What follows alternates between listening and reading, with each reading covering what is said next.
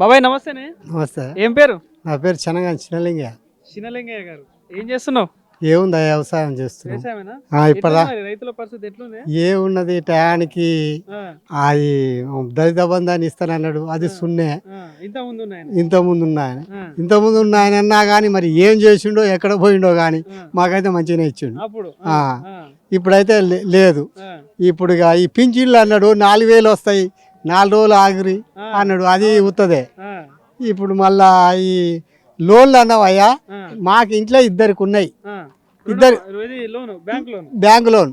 కేసీఆర్ వచ్చినప్పుడే తీసేస్తాడు లక్ష అంటే మా ఇద్దరికి ఉన్నాయి, భార్య భర్తలకు ఇద్దరికి ఉన్నాయి. ఆ ₹1,00,000 తెచ్చుకున్నాం, మేము 60,000 వేలు తెచ్చుకున్నాం. అవి ఏమైనా 1,00,000 అయిందాక అది మిగతా కట్టించుకుంటారు. ఇప్పుడు 10 ఆయనకి 10 ఏళ్ళు నడిచింది. ఇప్పుడు ఈయన వచ్చి ఒక 10-11 నెలలు ఇప్పుడు సంవత్సరం నడిచింది. ఆ 10 ఏళ్ళ దాన్ని మాపైతే అని ఆశపడి ఉన్నా కొద్దిగా ఆడికి పోగానే రాసుకోను. మళ్ళీ అల్ల ఏమైందంటే మిత్తి కట్టరు, మీకు మాపైతే అన్నారు. మొన్న మిత్తి కట్టినాం కూడా అవి కూడా లేవు.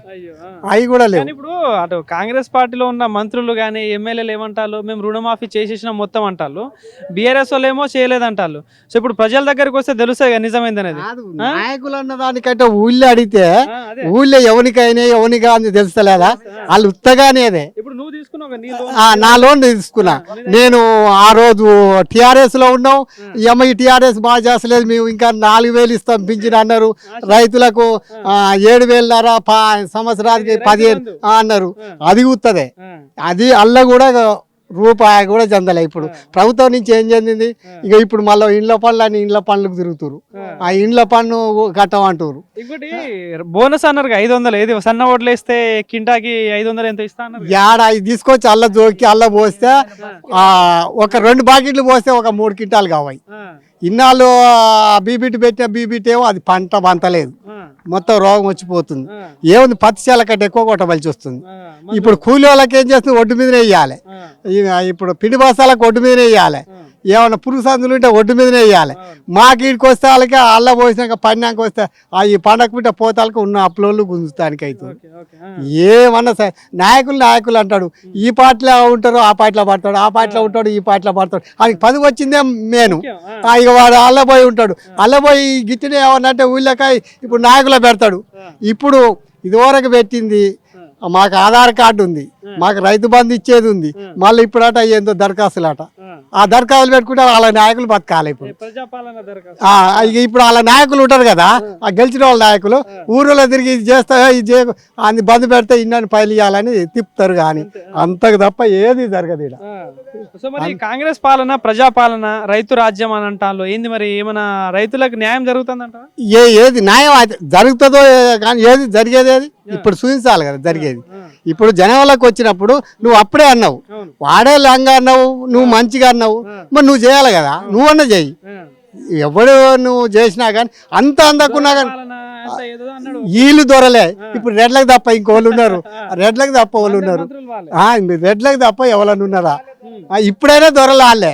ఆనాడు భూములుండి దొరలాలే, మళ్ళీ పోయి కంపెనీలు కట్టి అలకాడ జీతం చేసే వాళ్ళమే. ఏడ చేసినా అదే పని. సామాన్యుడు కాదు, వాడెవడని ఇట్లా మాట్లాడిన అనుకో, ఎవడు గాడు ఎవడు గీడవడనా అని గుంజుకుంటారు. ఆయనకి బుక్ అని అసలు కథ మాట్లాడకుండా చేస్తారు. ఇప్పుడు అంటే కేసీఆర్ ప్రభుత్వం చూసిళ్ళు 10 సంవత్సరాలు.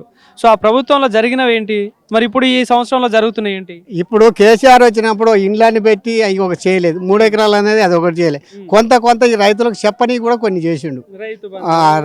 గై మటుకు కొన్ని చేసిండు. ఆయన అయితే కొంత సాయమే పడ్డాడు. వీళ్ళు వచ్చినాక ఆడు చేస్తలేడని వీళ్ళు చేస్తే ఉన్నదాన్ని పోగొట్టారు కదా. ఇప్పుడు ఈ రైతు బంధు ఉన్నదాన్ని పోగొట్టారు. ఒక్కసారి ఒకరికో ఇద్దరికో పడ్డాయి. అప్పుడే అప్లికేషన్ పెట్టారు, ఓట్ల ముందలని బంద్ చేశారు. ఇక పెట్టలే. పోనీ ఇది రుణమాపనం చేయాలి కదా. కొందరికి చేసినాక కొందరికి కడుపులమంటే ఎట్లా ఉంటుంది, కొందరికి కావా, వాళ్ళు ఎట్లా బతకాలి, వాళ్ళకి ఏమనుకోవాలి. వాళ్ళు మళ్ళీ మిత్తిలు కట్టరు అన్నారు, మిత్తిలు కట్టించుకున్నారు. అది పాడు కానీ అది మాయ పడకున్నా కానీ ఫస్ట్ అన్నా కట్టుకుందాం. మళ్ళీ ఓట్లు వస్తే గుర్తొస్తాయి. మళ్ళీ ఈ ఓట్ల ముందే ఈ పెట్టేది, ఈ పెట్టినాక అదొకటి ఇదోటి బొంకుతారు. అదే తీసుకున్నాం మరి ఆడ ఇప్పుడే వచ్చినాం. ఇక ఈ 2,000 అయితే ఇస్తారు, 2016 ఇస్తారు. 4,000 కాలే. కానీ తినలేదంటే మనకు నమ్ముతారు. అదే సో మరి ఇప్పుడు మీకు ఎమ్మెల్యే ఉన్నాడు కోమటిరెడ్డి వెంకటరెడ్డి, గెలిపించుకున్నారు కదా, ఓటేసినావా? వేసిన వేసినావు. ఓకే. సో మరి ఏమైనా చేస్తున్నాడా ఊరికి? ఏం వాడికి ఏం చేస్తున్నాడు జనానికి తెలుసు ఇక. మా కాడికైతే ఇప్పుడు ఏం అందలే, వచ్చిండు ఎప్పుడైనా? ఏది అయితే మాకైతే అవ్వలే. ఏ ఊరు కిందకి వస్తుంది నువ్వు? మేము కనగల్లు మండలం మాది, మండలం కనగలే.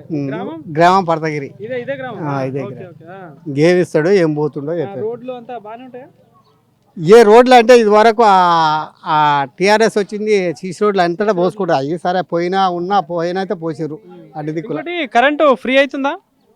కరెంటు కొంతసేపు పోతుంది కదా, పోతుంది కానీ ఒక తిరగనైతే బిల్లు కరెంటు కడుతున్నారా అంటున్నా? కడుతున్నాం. కరెంట్ బిల్లు కడుతున్నావా? ఇప్పుడు ఇండ్లది కడతలేము కానీ అవి కడుతున్నాం, పొలం ఇవి కడుకుంటున్నాం. సరే సరే. ఈ ఇండ్లది కూడా ఇప్పుడు మళ్ళీ ఆ ఇండ్లకు ఎక్కువ కాలింది ఏదో వచ్చిందని అని అంటారు కానీ మరి ఇప్పుడైతే మాకు నిన్నమనే అయింది అది. అప్పుడు 4-5 నెలలు కట్టినాక అయింది. ఆడపోయి చేసుకోపోరు అంటే ఈ 2 నెలలు 3 నెలలు బంద్ అయ్యి. Right right, thank you.